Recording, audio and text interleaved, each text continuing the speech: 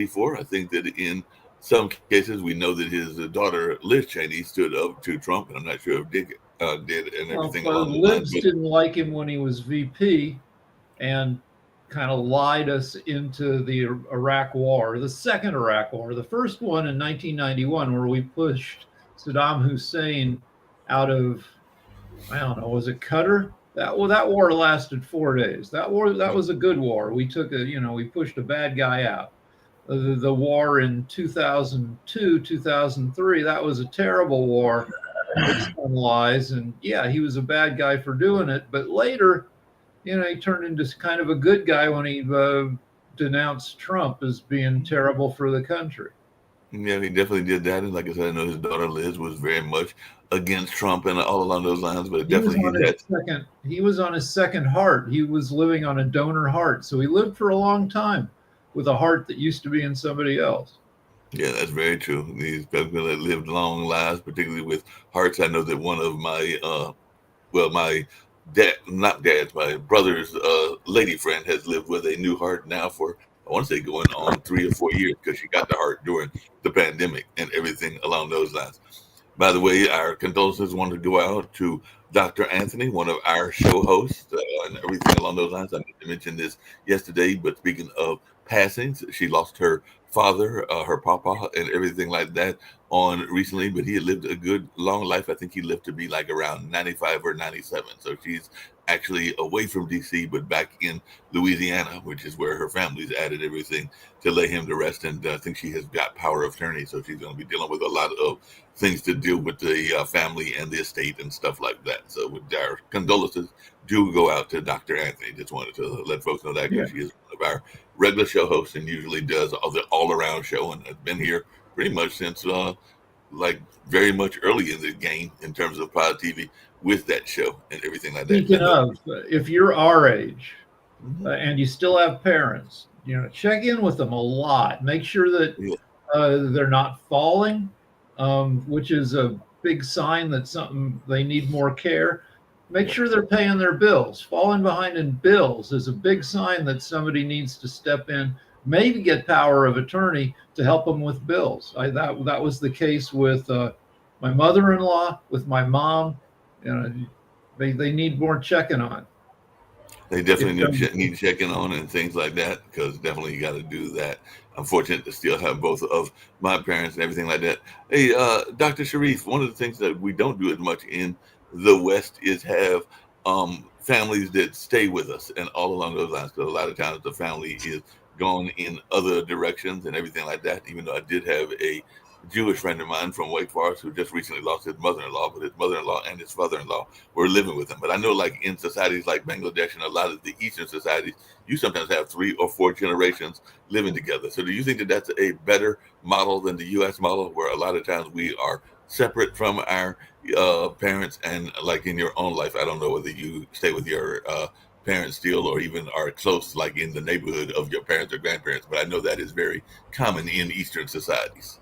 Yeah, it's very common in instance in our society. Specifically, my parent also live with me and my wife, and this is very common. But what I can remember when I was young, like 6 or 8 or 10 years old, that time I had around 30 family members. All of the people live in a very big house.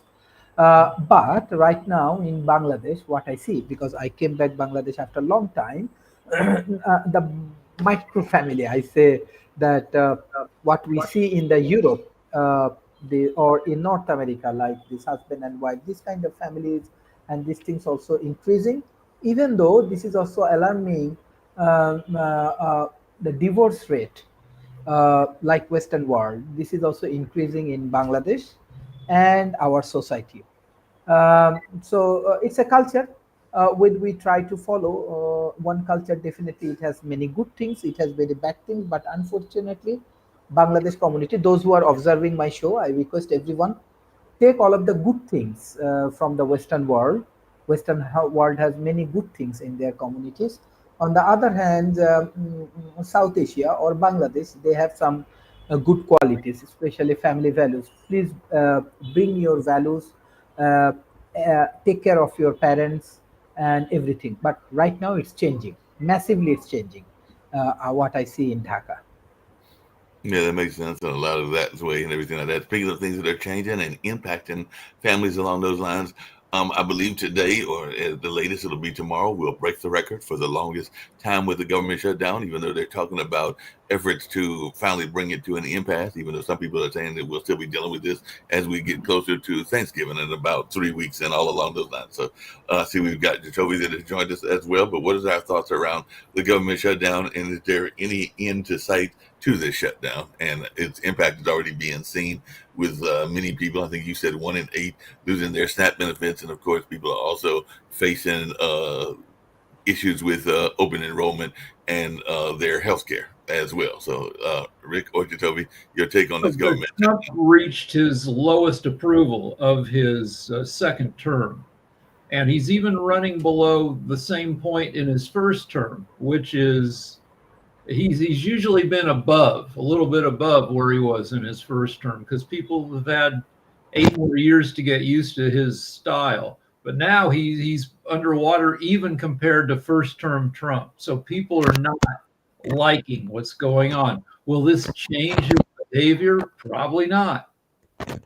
I don't think it's that people are going to get would have gotten used to his style or whatever. I think because of everything that was going on with COVID, and people tend to place that all at the feet of Biden, from inflation to everything else around it, all the bad, they're placing it at the feet of Biden. Even when for example, when you discuss with people about, okay, well, with COVID, and then they bring up Biden shut everybody down or shut the country down. Well, that happened in 2020. That was under Trump, but they're pushing it onto Biden. So they've taken a nostalgic view of Trump and his presidency 4 years ago. Some of the younger individuals did not really vote at that time, or they didn't care at that time. So then you had those individuals that shifted over to Trump because it was again, the nostalgia, the idea that, things were golden, but they forgot about it being a period of time where we had the most protests that were happening in the streets. We did have spikes in immigration. We did have spikes in gas. Under his first presidency, we did have the biggest drops in the stock market. Or some of the largest drops in the stock market without having a global or a major problem that happened. So they forgot all this because it was everybody's so upset at what happened with Biden. And you're right. People are now seeing the problems that they hated and the reason why they voted against him in 2020. And they're seeing all these things. And I think his numbers are going to continue to drop. And you're right, Rick. He doesn't care. He had a great Gatsby party while people are losing SNAP benefits. So while people are starving, he's partying like a rich man because he's a rich man and doesn't care. All he cares about is himself. And people are starting to see this. So we got 3 things that could happen that could screw the economy. We've got possibly increasing inflation, possibly increasing unemployment, and this AI bubble keeps getting bigger. And when it pops, and I don't know, I'm guessing by the number of people who know it's a bubble, it'll be in the next year. And when that thing goes, there's going to be a 15% stock market correction. People will. So I think we have rougher times ahead. We have definitely got a lot of rougher times ahead. And honestly, Doc, you can speak about this as well, because if you look at the AI bubble with all these companies, because now with Amazon saying they're laying off 30,000 people because of AI, other companies are following suit or going to follow suit. Microsoft has laid off a ton. There are going to be others across not only the country, but across the globe that really start to hit AI. And that's that bubble. And that's when it pops, because it's going to burst on both ends, where you had people who are unemployed and you had companies that are going to lose business because people are unemployed. So you can't pay for example, right now, if you look at people leaving different services from YouTube TV to, you know, Disney Plus to all these other services, because they're finding ways to get stuff in another way and finding cheaper avenues. And that is where that bubble's really going to hit, because you have these big companies that charge these exorbitant prices and people can't afford life anymore. So they're going to figure out a way to survive. And those companies are going to lose a ton of money because of that. Yeah, that makes This is where pirating is, in terms of the software and the IT realm. This is where a lot of piracy is going to come back into play. If you look at, two companies just teamed together. I think it was Disney. Was it Disney?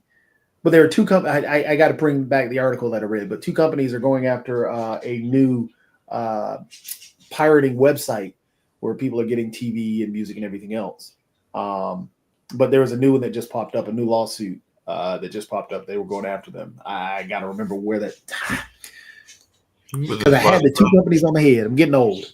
Can we go back to AI for one sec? So, total spending for AI, this is companies building AI systems, was $750 billion from 2013 until last year. Then last year's spending was $1 billion. Then this year, $100 billion. A trillion. A trillion. And then this year it's supposed to be 1.5 trillion. And the bubble is that experts in the field say, a company, you can't, kids using AI to write their term papers don't offer any return on this $1.5 trillion investment. To get the money back, companies would have to buy AI systems. And to do that, companies would have to believe that AI would be able to save them billions and billions of dollars. And experts in the field are saying, no, there aren't that many gains to be had by using AI instead of using people. And that's where the bubble is. Spending 1.5 trillion with no expectation of getting that money back. Yeah, I mean it's a money pit right now. But it was Netflix, Disney, and Crunchyroll, because one of the hottest things out there right now is anime. And it is in terms of entertainment wise. And Rick, you got to jump on it. Doc, I don't know if you're watching anime yet. Got some great stories, some great shows. But yes, they're in a major anime streaming lawsuit right now. Well, okay, here's my issue with AI. I mean, not with AI, with anime. They take as long to tell stories as TV shows with human actors, with actors, and I get impatient. At least if I'm watching a show with like Mark Ruffalo playing a scruffy fat FBI agent, at least if the story takes a long time, I got Mark Ruffalo, I have his acting to watch. With anime, I've got drawings to watch, and I'm like, come on, let's move it along. But there's some good ones, and I think, Rick, like I said, I'm a find, because I think if you like stories, like really engrossing, well-told stories, like Frieren, at Journey's End, the cool part about that story is that it's telling the story of an elf, in a sense, and elves in lore live longer than everyone else. So she was with a group. She's a mage. She has her crew and everything. They've saved the world, and they've been on this one last quest. However, they decide at the end of that quest, we're good. We've saved the world. Everything is over. We can all go on with our lives. They all separate. But again, she lives longer than everybody else. So now everybody's dying. And it's a sad story, but it's told so well. I mean, you'll really cry. But here's one more problem. My wife and I watch, 2-3 hours of TV every evening. My wife, I can't sell my wife on a cartoon elf. Like right now we're watching a show by the creator of Slow Horses with Ruth Wilson and Emma Thompson, and it's taken and it's like every other freaking show, but at least it's humans up there. I don't know that I can sell my wife on on animation. I mean, it is a hump. It's a hurdle that some people have to get over. Yes, it's a tough hurdle for some. But if you're looking for like stuff that's more realistic, I mean, there are some very realistic in terms of the story where it's not, hey, we're going to do all this crazy stuff. There's one called Paranoia Agent. Oh my gosh. It isn't really a, I guess, hey, there's magic, there's this and that. No, Paranoia Agent is basically about a detective trying to figure out what happened. It's a whodunit. It's an older anime, and the story I loved, but because it's kind of creepy-ish, but it's told in a way that you're watching a lot of the shows that you'd see a lot of realistic shows now. Okay, I mean, I'm looking at the art for Paranoia Agent, and it looks like it stars a kid in rollerblades with a hockey stick and shorts. Maybe you can sell that to your wife and everything. Anyway, but really quickly, getting back to some other news, but still staying on AI. CNBC was saying that corporate America is getting rocked by historic rounds of white-collar layoffs, leading some to wonder, has AI finally come for their jobs? So part of the article says, while some companies are investing in AI, are looking to cut costs elsewhere, the layoffs might more likely signal concerns about the economy and the slowdown in consumer spending. But there are some folks that are wondering about the strength of the labor market, and it's the start of an AI-driven white-collar recession. And what they're particularly talking about is corporate giants Amazon, UPS, and Target each announced layoffs in recent weeks, totaling more than 60,000 jobs cut this year. So that's a lot of jobs in those areas that are in the area of corporations and all along those lines. So what's your take? The saying is that AI doesn't have to do your job better than you. All AI has to do is an AI company has to convince your boss that it can do your job as well as you can. And if you got a stupid boss, they might buy it and you might lose your job to AI. Well, people see AI as cost cutting. And yes, AI does help in particular ways.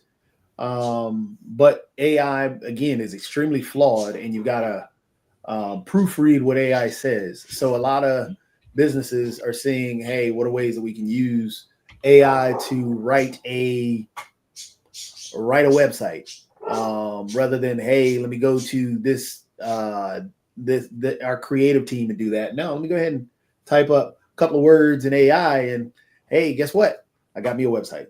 Oh, I need a letter. I need you can do legal stuff. Let me write a case against someone who's wronged me in some way and type it up. A couple of words. Let me keep on editing, and I can write up the whole thing. I need a proposal but you got to read over it. So people will cut because of particular. I mean, there are going to be particular agencies that are going to be lost to AI easily. That's like Target. Like where does it really help you cut? So freaking Target, you need cashiers. I guess you replace those with scanners. Scanning checkout. I don't know. You need stockers. Are you going to fill Target with stocking robots to stock the shelves? Not soon, I don't think. And then helps with like data entry, invoicing, customer service. Okay, yeah, but that's I don't know. I mean, I don't know. That's not a big chunk of Target's employees. I don't know where Target is being able to cut people due to AI. I mean, yeah, your cashiers are gone. You can stock with robots. Yeah, but I don't see stocker robots in groceries and like Target. It's still cheaper to hire people, with hand cards.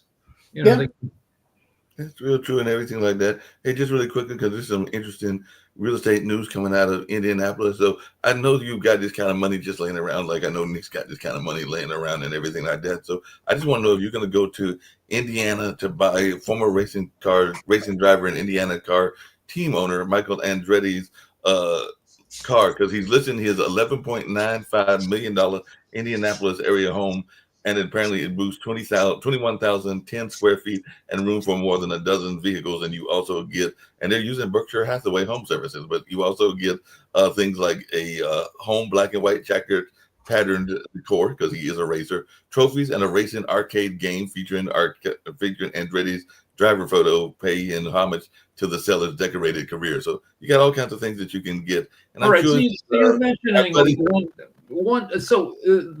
that leads to the general question of whether Gen Z wants stuff.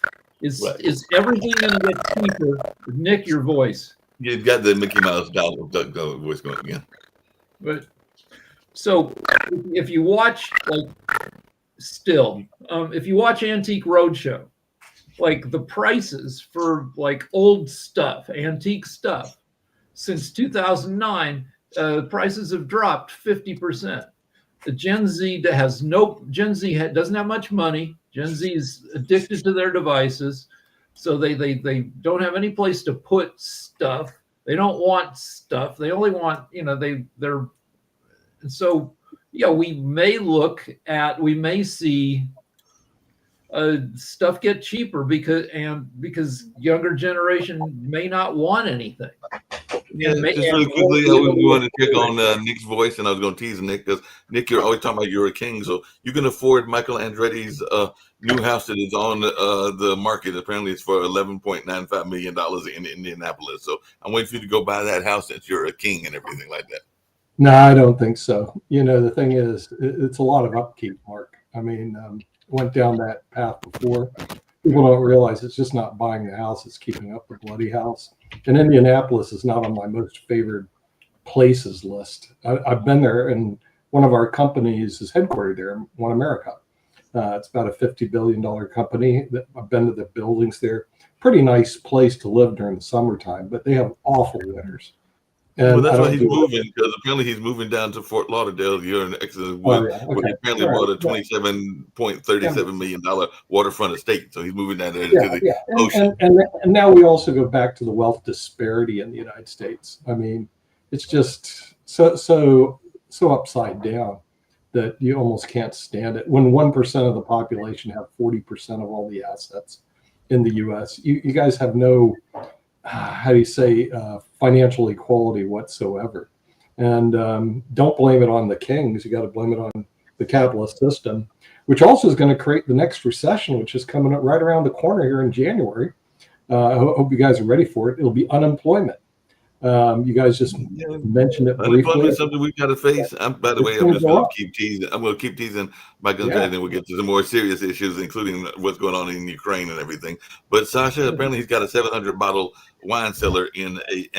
All right, but let's talk about the larger implications. Let's talk about the larger implications. Gen Z's parents, which I guess is Gen X, at the same age, 40% of Gen Xers own their homes. For Gen Z, it's down to 26%. That's more than a 1/3 decline. They can't afford them. And when you can't afford something for long enough, you quit wanting it. Right. So and that big issue is what people that are downsizing. The tiny homes has become a major thing. I've had a couple of friends that have talked about the desire to purchase a tiny home, even though they're not as cheap as people think they are. Because I was having people look at they're not very cheap. And the thing is, housing is a big problem in the United States, and nobody's addressing it except the guy in New York City, who apparently is going to become mayor of New York City because he grabbed a hold of an issue that is an issue for a lot of people, and that's housing costs in the U.S. So I was looking to buy my other house in the U.S., but I found some suitable properties in Scotland, so I'll probably buy my next house in Scotland. Why would I want to go to the U.S.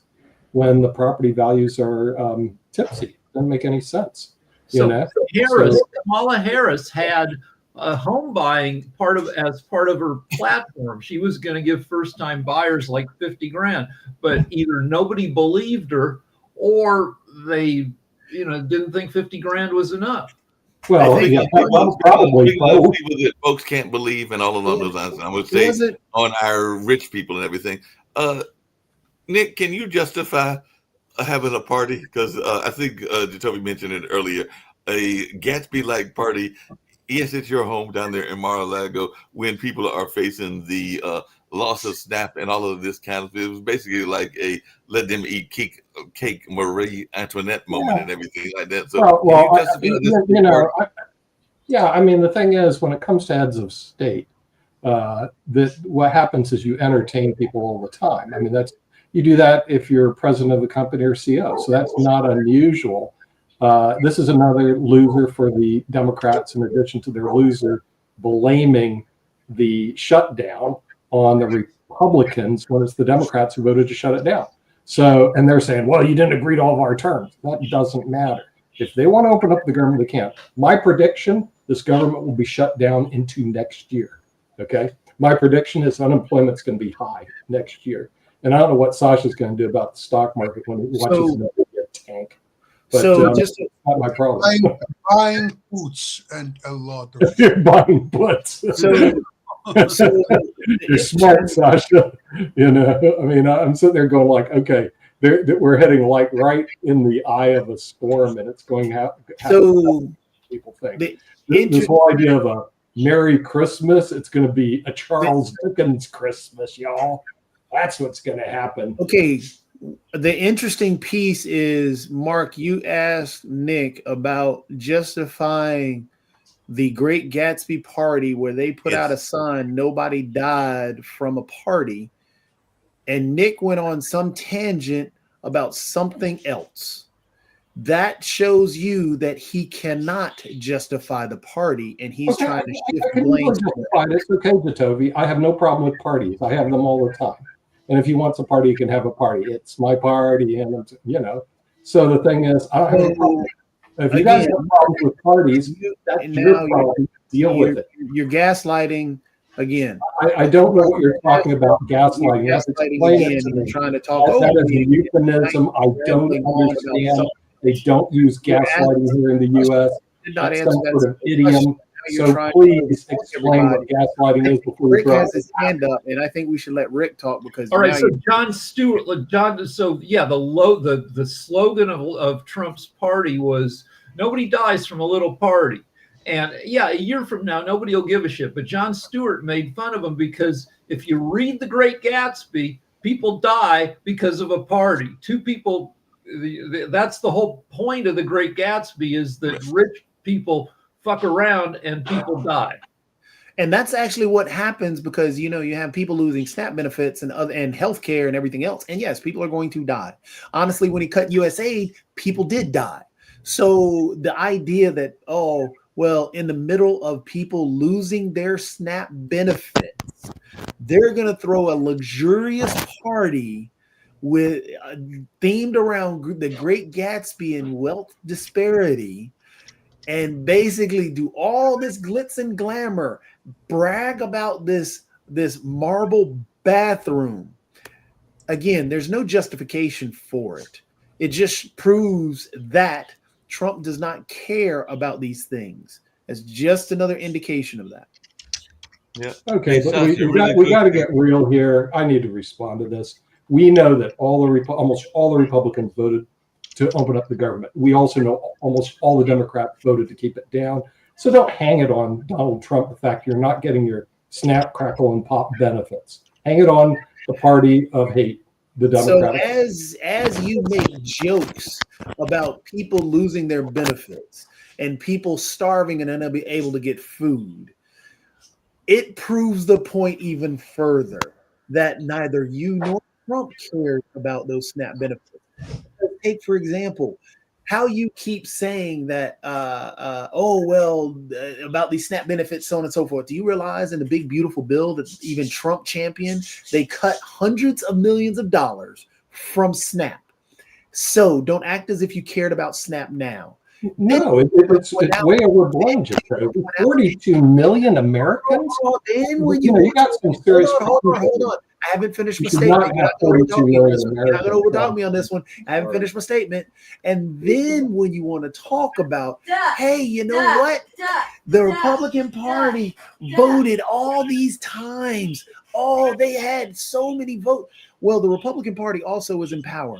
They know for a fact that they need 7 extra votes to get to that 60 threshold, or they can kill the filibuster and actually push it through themselves. They have done neither one to try and get those 7 extra votes that they need, because what do they have to do to get those 7 extra votes? They have to negotiate with others. If I need you 3 to do something, I have to negotiate with you. I just can't keep saying, well, you failed to help me. Well, what did you do to actually get me to come to your side? So again, your point is flawed when you want to sit here and say, oh, well, they voted 14 times. Well, no, they didn't try and negotiate, and they could actually kill the filibuster and push it through themselves, but they didn't do that as well. So this is all on Donald Trump, who when the shutdown happened up under Obama, completely said this falls on the failure of the president. So take him at his words.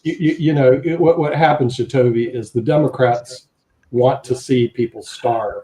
And so what they did Here we go. Now we're down to this. We don't need to go down. So the thing is, if you guys want to, conversation's over because you if can't you even guys justify the want Great to Gatsby have part. benefits, this is really simple. All you do is vote for the clean CR and you're done. But they don't want it. The reason why It's not is a clean they CR, no would matter how rather many see times you say people it. It's not a get the clean benefit. CR. And the Republicans It's are going, not okay, if that's what you want, you Continuing got it. resolution. It's The not. Republicans just No shrug matter their how many times you want to put that Yeah. out there, I get it. You're trying to fall in line with the whole Trump Okay, era wait, stuff, because it's what not. you're It has doing nothing to do is with Donald what Trump. Trump This is learned Congress. because he Why are you read taking it on all the Trump? Hitler stuff before. Joseph Goebbels, when It has he said, nothing to do with if you Trump. say the lie enough, people will begin to believe it, and that's all Yeah, you're the doing. Democrats are doing good It at is that. a This has lie. nothing to do with Trump. It's Continually Congress. repeating it doesn't change the fact. Movie, Doesn't change the fact Congress. that Nick again. It doesn't change the fact that the All they have to Republicans do are in is charge. vote. They have 53 votes. They know they need to get to that 60 threshold. How do you get to that 60 threshold, Nick? How? Oh, the Democrats decide to vote No, for it. That's all. But that's they not refuse. just They like to somebody keep the to do government something shut down, doesn't so work. you're going to see it shut Just down. telling somebody to do something doesn't work. But what they're not going to do is they're not going to be held hostage Let's do to this. Democrats Let's do this. Let's extortion. do this. I can't Here's believe something to it. prove. Here's That's something to called prove. extortion. Here's something to prove. Josie. Easily It's not called proven wrong. negotiation. Nick, We're gonna you're in charge of this network. You're in charge of this network. No, I'm How not. about this? I How have about someone you for give it. Sasha I'm some not in money? charge. You're I'm not going to do that because Sasha has to negotiate. I think Oh, wait, we got more the people. shutdown is beneficial for both parties, Democrats and Republicans. They both want, they both need shutdown, and all people will be hostages to a degree. Not all people, well-to-do people don't care, but majority of people, of course, there will be hostages. But there is no way out of it. One party, at the end of the day, would have to get on their knees, and it will be either Democrats or Republicans. And this is a game. By the way, the longer it continues, the harder would be for a party, one or another, to get on their knees. Because if they do, the question is, why did you do it now, idiots? Why didn't you do it 2 months If you I take, ago? agree with you, Sasha. And This Sasha, is going honestly, to you're continue right into there. next year. And This will be Sasha, next you're year. right.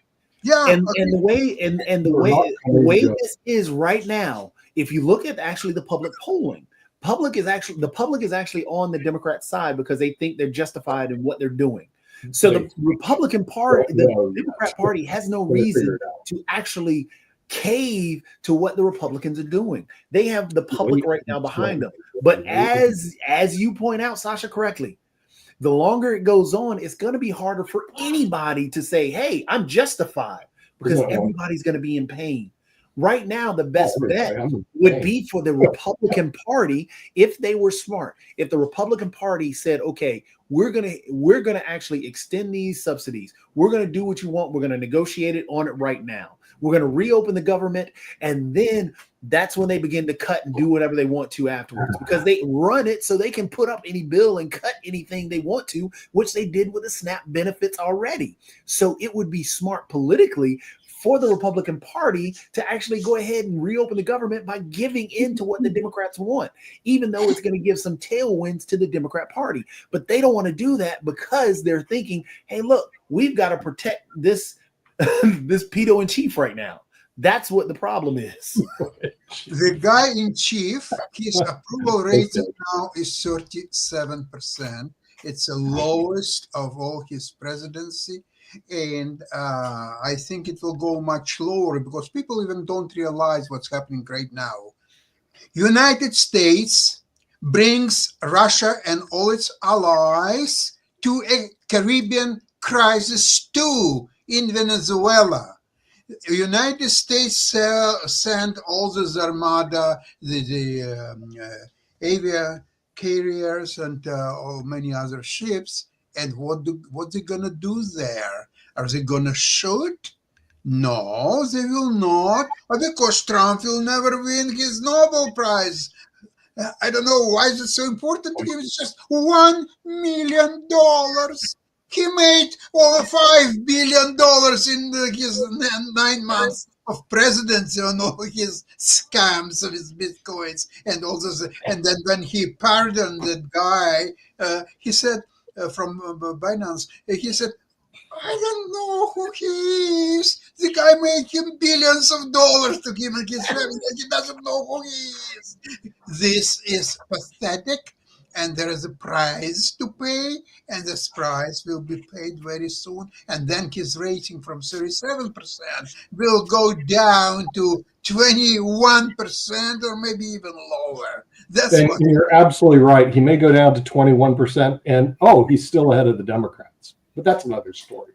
Because their rating, unfortunately, according to Rick Rosner, is lower than the Republicans. So the Democrats have nothing to. The Democrats are at 33%. So no, they went up to 33.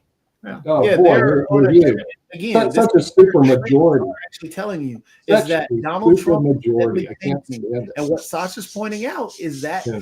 he is going to continue to tank. Right now, the Democrat Party is looking a little bit better and better as their polls are showing that. So it's just we'll know more. But by our show tomorrow, we'll know more. We'll know more about the show tomorrow because we got that election in Virginia, which is going to determine whether somebody goes red or black. And then we've got the election in New York, which it looks like Mom Donnie will win. And then we've got those propositions in California as well as some elections. So there are some key elections. New Jersey, you got New Jersey governor too. And New Jersey, right. I forgot about the New Jersey governor and everything. Sasha had a quick question because I know we got your show coming up and everything. But I know one of the things that you kept talking about historically, you and Ivan and even Jonathan to some degree and everything, was taking the war to Russia. And it looks like that's what the Ukrainians have done because they launched an attack that hit the Russian petroleum bases within Russia itself. So I just wanted your take on this, and I'm sure y'all will go further in detail on that on the show in about a little bit less than 10 minutes. But what is your take on this attack into the land of Russia? I hope that American administration in the last few days, especially when they send their armada to Venezuela and Russia and all their satellites, are sending incredible amount of weapons and fighters to Venezuela, which makes for US absolutely impossible to get any results over there, but to bring the Caribbean crisis to very close to our doors. And the only way how US could avoid this calamity is to arm Ukraine to the teeth and get Ukraine without American direct involvement to crush Russia, just to annihilate them on the battlefield, and then there would be no Russian fighters to Venezuela, no coalition to resist US, nothing. But US is not doing that. US is so stupidly stubborn on doing whatever Trump thinks he is doing. Who is Trump? Is he a strategist? Is he a military man? Who is he? Nothing. It's less than zero. And these are the consequences what U.S. will bear. All right, so I looked it up, and Russian oil production is down between 20 and 38% due to Ukrainian drone attacks. Exactly. Is this going to have implications for Russia, Sasha? In about 5 years' time, yes, but not in 5 days or 5 weeks or 5 months. Okay. Russia still has a lot of money, and it can get money. If it's not going to be India, it's going to be Pakistan, or it's going to be any other country. They will sell, or even they're selling a lot of oil to Europe, by the way. And by the way, U.S. is buying Russian-produced oil products. And that's going on, and it will go on for another more than a year. I think until beginning of 27. Because there are contracts, there are some stuff that you have to bear in mind. It's not just, okay, I'm not buying Russian products anymore.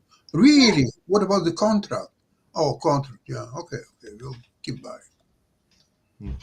Hey, Rick and Jacoby, I'm confused about something. Maybe y'all can clarify, because we talked about this other country a while back and everything, but why is Nicki Minaj sharing deep sense of gratitude to President Trump for apparently the remarks on Nigeria? I'm sure some of this is what used to be called sarcasm and all along those lines, but explain to our listeners what she's got in her mind with this notion of showing a deep sense of gratitude for threatening military action in Nigeria. I'm not that well versed in it. All I know is that Trump has accused Islamic groups in Nigeria of targeting Christians. I don't know,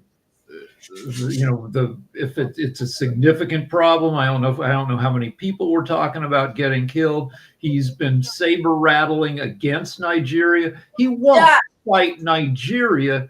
Nigeria has nearly 250 million people. It's one of the biggest, maybe it might be the biggest country in Africa. So he's not going to fight them. I was just going to say that he saw a piece on Fox News about Christians being killed in Nigeria, and now he wants to make military moves on Nigeria based on a Fox News report. That's how it all came about. And is it a problem that Christians are being killed in Nigeria? Yes. But it's also a bigger problem that Muslims are the ones being killed more in Nigeria, which they never even talked about. Now the fun part is, because those in Nigeria are brown, is he going to allow Christians from Nigeria who are brown to be refugees like he did with the white Afrikaners from South Africa? My guess is he's probably not going to do that. I would like to ask all of you a question. If Trump can, without Congress, House, or Senate, impose tariffs against the rest of the world, he can start wars anywhere, whether it's Israel or Nigeria or Venezuela, or just try to bring Canada as the 51st state and Greenland and whatever his fantasies are. Why, and he can do it all single-handedly, why do you need still a Senate, a House, or anything like this? Why don't you agree that until the rest of his presidency, he is equal to a king? That's it, a king. King doesn't need Senate or a House or anything like this. He is de facto a king. Recognize it. Shut up. Well, I think he showed that with the ballroom, because nobody builds, and I've heard several people say this even on social media, nobody builds something that they're not going to have a chance to use. So he probably was building that with the idea that he would use it at a later time within his monarchy. So yes, he might be setting up the monarchy of Trump. So that is a distinct possibility. Trump doesn't think strategically. Trump does whatever he wants within the moment. The guy is 79 and a half years old. It's tough to credit him with any long-term strategy. His dad was diagnosed with Alzheimer's at 86 and was dead of Alzheimer's at 93. His dad was healthier than Trump is. His dad was skinny. But Rick, let me ask you this. A while ago, I think even yesterday, I think we were discussing briefly the possibility of a nuclear war. So what do you think will happen if Venezuela, supported by Russians and its allies, will enforce a no-fly zone over Venezuela and ask American Armada moved 500 miles away from the shore of Venezuela? What do you think will happen in this case? Well, as you've mentioned, the U.S. never fights and Russia never fight directly. They fight through proxies. Right. So maybe Venezuela shoots down an American fighter jet, and then I don't know. We send like 5 battleships to sit there off the coast of Venezuela and dare them to do something about it. Well, Russia is sending a lot of their C-300 and C-400. It's devices that can shoot missiles and a plane for sure, many planes, and therefore U.S. May have quite a tough time to penetrate Venezuela's defenses with the Russian help, and not only Russians, Iran already announced the help to Venezuela. China, they're not announcing a lot of things, but they're doing a lot of things, and they have capacity to do a lot of things. So if Trump is faced with significant resistance from Venezuela, allied with other countries, Trump will back down. So right how will it affect his rating? How? I don't know. Probably not much, because he calls himself the president of peace, and if he backs down, all he has to say, in the interest of peace, I am backing away. He has to stay put in Washington and do nothing. That's what will be the best in the interest of peace. And okay, anyway, it's time to get ready for the Ukraine show. Your people are already on the other side, and I've got the other computer running, so we're ready to get out of here. All right, goodbye. Thanks.